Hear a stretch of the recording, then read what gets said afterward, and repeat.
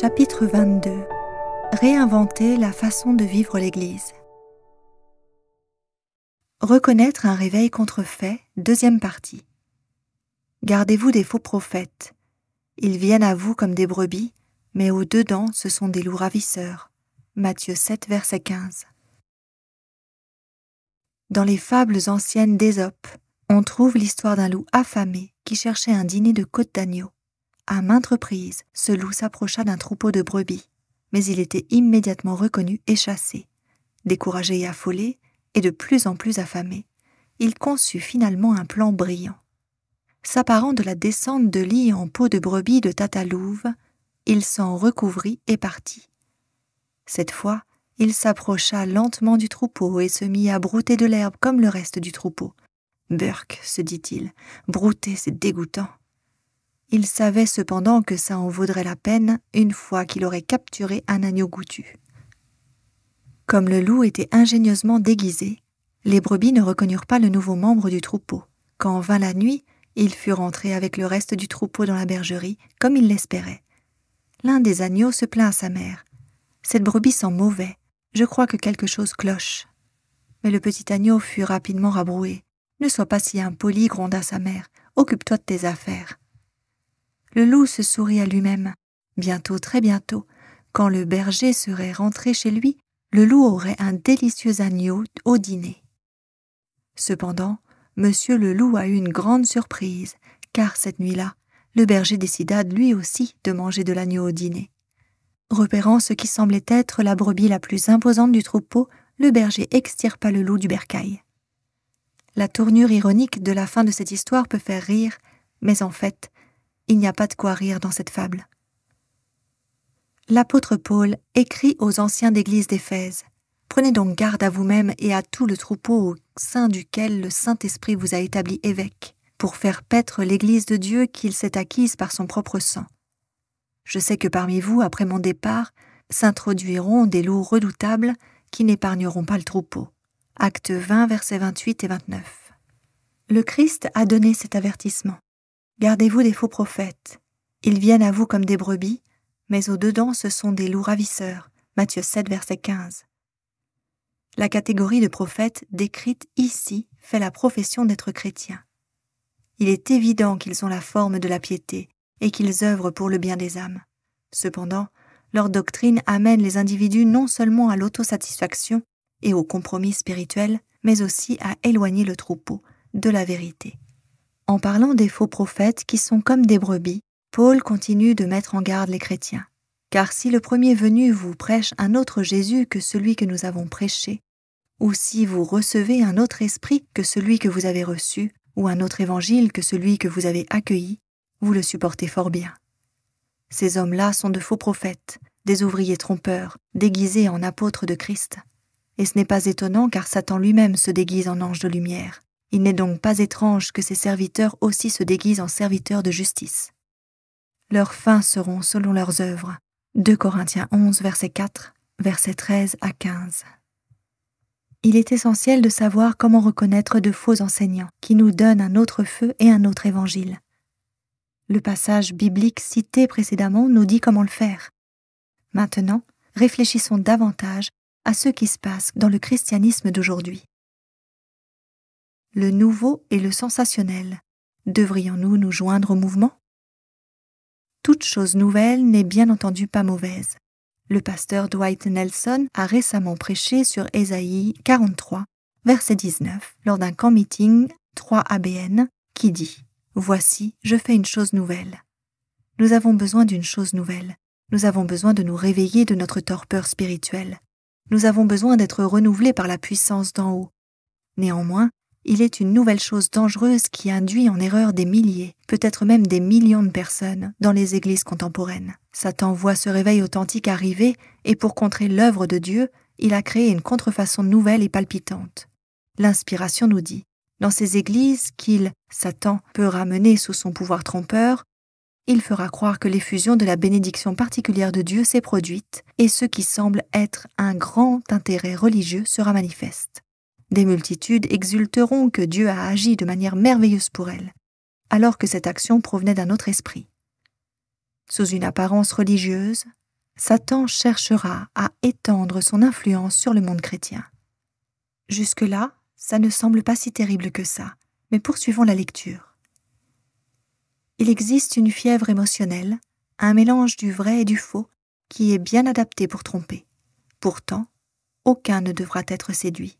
À la lumière de la parole de Dieu, il n'est pas difficile de déterminer la nature de ces mouvements. Si les hommes négligent le témoignage de la Bible, se détournant des vérités claires et éprouvantes pour l'âme, qui exigent un renoncement à soi et au monde, nous pouvons être certains que la bénédiction divine ne peut venir sur eux. Par la règle que le Christ lui-même a transmise, à savoir que vous les reconnaîtrez à leurs fruits, Matthieu 7, verset 16, il est évident que ces mouvements ne sont pas l'œuvre de l'Esprit de Dieu. Au cours du culte de réveil auquel j'ai assisté, décrit dans le chapitre précédent, la vie était certainement présente parmi l'assemblée et nous pourrions nous en inspirer. Le prédicateur prêchait avec conviction et passion, et nous pourrions faire bon usage de cette passion. Il a même affirmé une part de vérité dans ce qu'il a dit, mais il n'a jamais ouvert la Bible.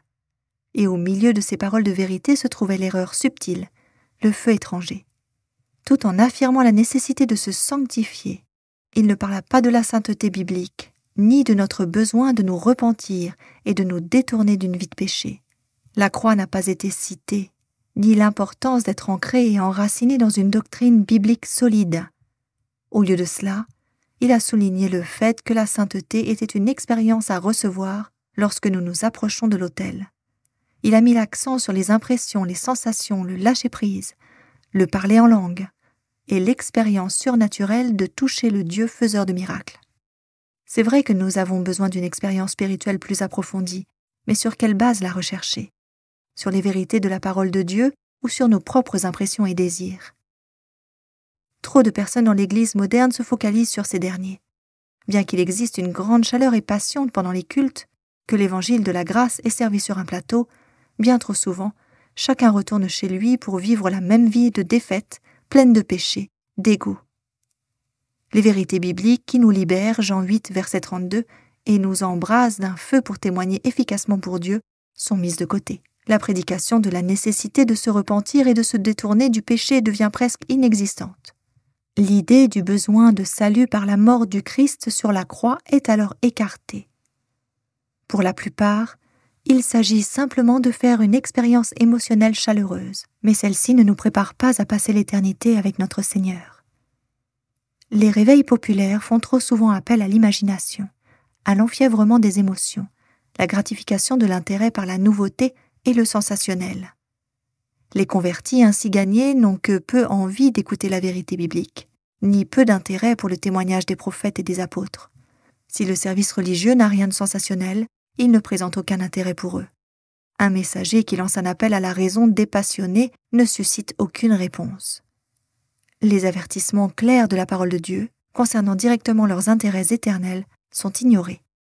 Généralement, ceux qui vivent ce faux réveil ne sont satisfaits que s'ils passent un moment joyeux et palpitant.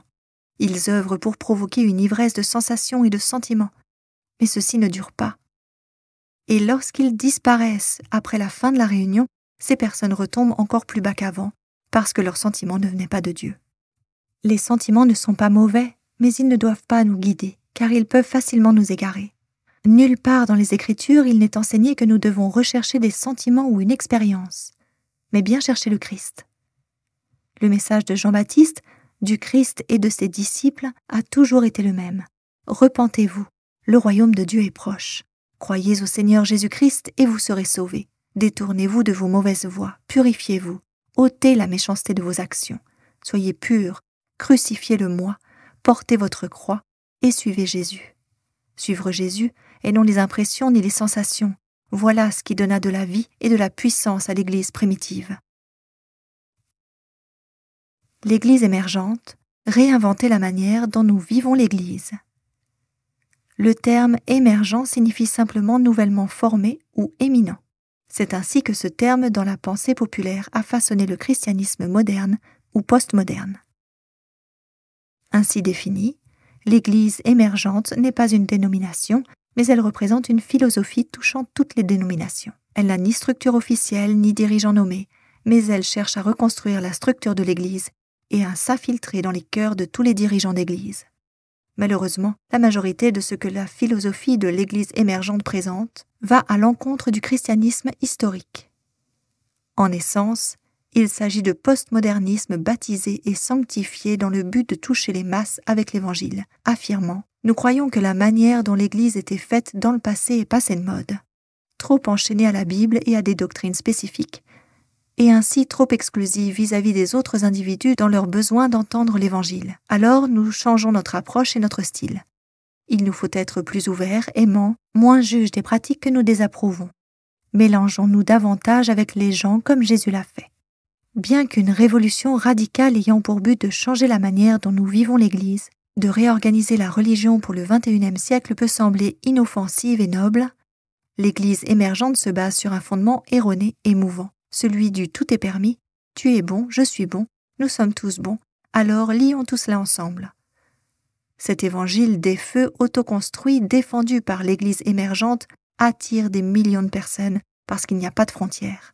Rien n'est plus ni noir ni blanc, ni bien ni mal, mais tout tourne autour de l'amour et de l'acceptation. Bien qu'un peu plus d'amour et de chaleur soit certainement nécessaire à l'intérieur de nos murs, le problème, c'est que maintenant tout est devenu gris. Peu importe ce que Dieu pense ou dit, ce qui compte, c'est nous. Tout est intégrant des approches très créatives de l'adoration, de la musique et du théâtre, en cherchant à créer une expérience sensorielle qui fait sensation pour les adorateurs et en transformant la prédication en dialogue pour amener tout le monde à la conversion de groupe. Il existe une tendance à minimiser la Bible et les doctrines au nom de la recherche d'un terrain d'entente et de l'unité. Des dialogues et des questions sans fin, sans réponse concrète, avec l'accent mis sur les expériences subjectives supérieures à la vérité scripturaire concrète. Voilà le mode d'évangélisation de l'Église émergente. Il va sans dire que ce fondement est extrêmement dangereux pour des chrétiens protestants croyant à la Bible comme nous, parce que cette collaboration interconfessionnelle amène au relativisme. Pas de vérité ni de fondement biblique absolu, discussion que nous avons abordée précédemment, à l'universalisme, l'idée que tous les croyants humains seront sauvés, quelles que soient leurs croyances et leur style de vie, et le syncrétisme, l'unité finale de toutes les foi, même celles qui semblent contradictoires. Selon un grand nombre de personnes, la beauté de toute cette philosophie se trouve dans l'absence d'absolu et de vérité objective. Tout le monde peut avoir raison et personne ne doit être offensé. Mais est-ce là l'évangile que la Bible enseigne ? Le but de l'épée à double tranchant de la parole de Dieu, Hébreux 4, verset 12, est-il d'être une tape amicale dans le dos, ou plutôt de fendre et de percer nos cœurs, de nous convaincre de péché ? Deux dirigeants reconnus du mouvement de l'Église émergente moderne sont Brian McLaren et Leonard Sweet, tous deux ayant publiquement défendu le mysticisme catholique romain. Pour faire court, le mysticisme est la croyance que la connaissance directe de Dieu, la vérité spirituelle et la réalité finale peuvent s'acquérir par des expériences subjectives et de vagues spéculations. Tout tourne autour de la capacité à accéder à un savoir intérieur ou à une voie intérieure pour se diriger. Comme l'écrit l'auteur John MacArthur, le mystique dédaigne la compréhension rationnelle et à la place, il recherche la vérité par des impressions, l'imagination, des visions personnelles, des voies intérieures, des illuminations privées ou tout autre moyen purement subjectif. Que pensent réellement ces adorateurs mystiques en vue du mouvement de l'Église émergente ? Sur la couverture de son livre à succès A Generous Orthodoxy, Brian McLaren se décrit en tant que chrétien missionnaire, évangélique, post-protestant, libéral conservateur, mystique poétique, biblique, charismatique, contemplatif, fondamentaliste, calviniste, anabaptiste, anglican, méthodiste, catholique, écolo, croyant à l'incarnation, déprimé mais optimiste, émergent et inachevé. Comme on pouvait s'y attendre, le livre de McLaren est un mélange d'idées proclamées au nom du Christ. McLaren raconte qu'il en a eu assez de l'Église chrétienne d'aujourd'hui. Il veut déconstruire l'ancien et reconstruire un nouveau genre de foi chrétienne. Son objectif ultime consiste en la réforme théologique radicale, une nouvelle structure pour la théologie. Cependant, la plupart de ces idées sont en fait interdites ou rejetées par les Écritures. Comme l'écrit un auteur, non seulement elles, les idées de Maclaren, ne se trouvent pas dans la Bible, mais elles ne peuvent marcher avec une Bible intacte. Pour que l'Église émergente ait du succès, il faut porter des lunettes complètement différentes pour lire la Bible, et la chrétienté doit être ouverte à un nouveau type de foi. Les opinions de Leonard Sweet sont tout aussi déconcertantes. Dans son livre Quantum Spirituality, il cite de manière favorable le philosophe jésuite Karl Rahner et déclare « Le chrétien de demain est un mystique qui aura vécu quelque chose ou il ne le sera pas. » Tout en rassemblant des gens de toutes les confessions chrétiennes, Leonard Sweet minimise l'importance du sang de Christ. Il enseigne que tous les chemins spirituels, même ceux en dehors de Christ, sont tout aussi valides et qu'ils vont à Dieu. Ça ressemble à une tournure du style « tous les chemins mènent à Rome ». Ce n'est pourtant pas ce que la Bible enseigne. Le salut ne se trouve en aucun autre, car il n'y a sous le ciel aucun autre nom donné parmi les hommes par lequel nous devons être sauvés. Acte 4, verset 12. Dan Kimball, pasteur de la Vintage Faith Church dans la ville de Santa Cruz en Californie, ainsi qu'un autre dirigeant bien connu du mouvement de l'Église émergente, ont écrit un ouvrage intitulé « The Emerging Church Vintage Christianity for New Generations ». Les idées de Kimball ne semblent pas si dangereuses au premier abord, mais regardons de plus près ce qu'il a à dire sur le monde et le christianisme d'aujourd'hui. Dans un monde post-chrétien, le pluralisme est la norme. Le bouddhisme, le wicca, le christianisme, l'islam, l'hindouisme ou un mélange éclectique, c'est-à-dire un choix fait parmi plusieurs options différentes, se mêlent. Ils font tous partie de la Terre. Il affirme même que la base de l'apprentissage est passée de la logique et du rationnel à celle du royaume de l'expérience et du mystique. Soulignant l'importance de l'expérience multisensorielle dans l'adoration, bougies, encens, accessoires, etc., et expliquant pourquoi il est important d'éteindre la lumière, Kimball déclare « Dans la culture émergente, l'obscurité représente la spiritualité. » Il poursuit. Nous le voyons dans les temples bouddhistes, ainsi que dans les églises catholiques et orthodoxes. L'obscurité atteste que quelque chose de sérieux est en train de se produire. Quelque chose de sérieux est en train de se produire. Ce n'est pourtant rien de bon. Il est essentiel de comprendre ici que Satan n'essaie pas simplement d'attirer des gens vers le côté obscur du conflit du bien contre le mal. Il tente d'éradiquer le fossé entre lui-même et Dieu, ainsi qu'entre le mal et le bien tout à la fois, et de faire croire que l'obscurité est la lumière. Howard Peth, dans son livre The Dangers of Contemplative Prayer, le résume de cette manière. L'Église émergente trahit le christianisme en utilisant des méthodes de marketing de haute voltige pour créer leurs assemblées ouvertes à ceux qui sont en recherche avec un évangile édulcoré, qui masque le péché et la repentance, qui met en avant des approches sensuelles d'une adoration contrefaite, une adoration contrefaite. En réalité, la seule chose qu'ils aient à colporter, c'est le même vieux poison de Satan présenté dans de nouvelles bouteilles. Est-ce ainsi que nous voulons vivre l'Église ? En résumé, il existe 4 éléments de nature à nous inquiéter dans le mouvement de l'Église émergente. Lisez comment un pasteur adventiste récapitule ces dangers. Premièrement, soit le mouvement de l'Église émergente minimise l'importance vitale de croire à la vérité biblique solide et non négociable, de s'y soumettre humblement et de lui obéir entièrement, en particulier les messages des 3 anges, soit il l'ignore. Deuxièmement, bien que des concepts chrétiens y soient exprimés de manière véhémente, la majorité de l'enseignement de l'Église émergente est insidieusement liée au mysticisme catholique romain et au New Age, tous deux conduisant au plus grand péril de tous, à savoir au spiritisme mortel et à l'invasion d'esprits démoniaques.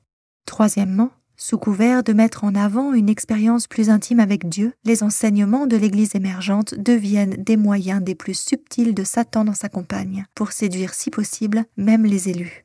Matthieu 24, verset 24. Quatrièmement, mon inquiétude la plus grande est pour les adventistes du 7e jour, surtout nos jeunes. Ils doivent éviter ces dangers à tout prix. Un instant, à quoi pensons-nous ? Bien que les époques et les cultures puissent changer, la parole de Dieu ne change pas. Sa vérité ne change jamais. Elle ne s'altère pas de génération en génération. L'Église émergente est en train d'offrir l'idée aujourd'hui que la vérité est relative et qu'elle s'altère tout comme l'évolution. Alors c'est pour ça que la vérité de la Bible doit être adaptée pour s'accorder à notre culture, telle que nous la percevons. Ceci est un blasphème. Ce n'est pas ainsi que la vérité agit, ni n'a jamais agi. Notre génération n'est pas une génération particulière qui peut prendre la parole de Dieu et la réduire au niveau de la culture. Celle-ci est censée être convaincue et ramenée à la vérité convaincante de la parole de Dieu. Ellen G. White a écrit « Le danger nous guette continuellement de ne pas en rester à la simplicité de l'Évangile. » Elle poursuit « Un grand nombre de personnes a un intense désir de surprendre par quelques nouvelles originales conduisant à un état d'extase spirituelle et bouleversant les expériences connues. Il est certain que nous avons besoin d'un changement, car nous ne réalisons pas pleinement le caractère sacré de la vérité pour notre temps. Mais ce changement doit s'opérer au niveau du cœur et ne peut être obtenu qu'en recherchant Dieu individuellement, en le suppliant de nous accorder sa bénédiction et sa puissance, en le priant avec ferveur de faire descendre sa grâce sur nous et de transformer notre caractère. Tel est le changement dont nous avons besoin aujourd'hui, et nous ne l'obtiendrons qu'en persévérant dans nos efforts et en faisant preuve d'un profond sérieux. Pendant trop longtemps, les adventistes ont été des experts de la théologie et de la doctrine biblique, sans avoir cette relation personnelle, intime, quotidienne avec le Christ. Nous avons besoin d'un changement du cœur. Nous avons besoin de vivre quelque chose de plus profond dans le cœur, qui soit authentique et réel. Pas seulement un prétexte pour protéger notre respectabilité. Le changement du cœur dont nous avons besoin viendra en creusant plus profondément dans la parole de Dieu, ainsi que par un abandon sincère et plus grand aux désirs et aux ordres de Dieu. L'inspiration nous dit, les ouvriers de Dieu doivent faire une expérience bien plus profonde avec Dieu. S'ils veulent tout lui abandonner, il agira puissamment pour eux. Lorsque les serviteurs de Dieu coopèrent dans un zèle consacré avec le concours divin, l'état de ce qui existe dans ce monde sera changé. La terre accueillera bientôt son roi avec joie. Alors ceux qui auront été des clairvoyants resplendiront comme la splendeur de l'étendue céleste, et ceux qui auront enseigné la justice à la multitude comme des étoiles, à toujours et à perpétuité. Daniel 12, verset 3. Dans les années 60, on avait l'habitude de dire « si tu le sens bien, vas-y ». Aujourd'hui, le message populaire, c'est « si tu le sens bien, c'est que ça doit être bien ». Où que l'on se tourne, on entend « suis ton cœur, fais ce qui te semble juste ». Pourtant, la parole de Dieu nous dit « celui qui a confiance dans son propre cœur est un insensé ». Proverbe 28, verset 26. Quand nous permettons à notre cœur et à nos émotions de nous guider, nous nous soumettons aux impressions plutôt qu'aux faits de la parole de Dieu. Plutôt que de cultiver un esprit d'abandon, nous sommes encouragés à nourrir un esprit d'égoïsme. Est-ce là le chemin à suivre si nous devons être prêts à rencontrer Jésus? Je crois que la réponse est évidente, du moins si nous étudions nos Bibles. Tandis que nous allons de l'avant, cherchant à éviter les dangers du mouvement de l'Église émergente postmoderne et à reconnaître les formes différentes de réveil contrefait qui balaient le christianisme d'aujourd'hui, osons demander plus. Non pas de vagues impressions, ni de sensations délicieuses, ni de dialogues sans fin, ni sans réponse aux questions, mais plus de sagesse pour discerner la vérité et s'appuyer sur la parole de Dieu. Ce n'est qu'en tenant ferme sur les vérités des Écritures que nous serons transformés, car la véritable transformation ne vient qu'en étant remplis du Saint-Esprit.